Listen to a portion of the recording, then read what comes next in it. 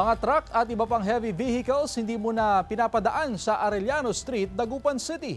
Narito ang report. Pansamantalang hindi pinapapasok ang mga truck at iba pang malalaking sasakyan sa Arellano Street sa Dagupan City. Bunsod ito ng patuloy na road construction sa lugar. Kasalukuyang sinisimento ang isang linya ng kalsada at para hindi masyadong magkaroon ng traffic build-up at mapabilis ang konstruksyon, bawal muna sa kalsada ang mga malalaki at mabibigat na sasakyan. Ang mga malalaki at mabibigat na sasakyan na galing sa Bunuan area na papasok sa Arellano, dadaan sa alternatibong ruta. Advice po namin na pumasok na lang po kayo dito sa may Devenencia Road at palabas doon sa may mag-U-turn kayo, palabas sa MBI o kaya diretso po ng Lukaw. Yung mga manggagaling ng Lingayen Binmaloy area na papuntang Bunuan area, pwede naman daw pumasok sa Devenencia Highway Extension. Pero kung galing sa Lingayen Binmaloy area papuntang downtown, diretso na lang sa Lukaw, Tapwak o via NBI.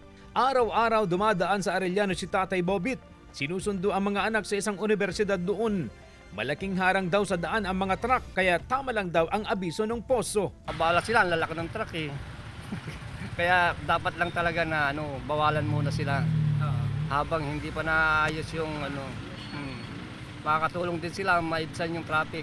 Samantala, mas lalo pang bumaba ang volume ng sasakyan na pumapasok sa downtown Dagupan dahil sa patuloy na pagsipa ng presyo ng produktong petrolyo. 30% hanggang 40% daw ang ibinaba ng mga sasakyan na pumapasok sa lungsod. Tuwing hindi naman rush hour. Pero pag rush hour, ayun nga, lumalabas sila. Pag hindi rush hour, ginagarayan na lang muna nila. Tapos lalabas na lang sila ulit pag peak hour na naman. CJ Torida, One North, Central Luzon.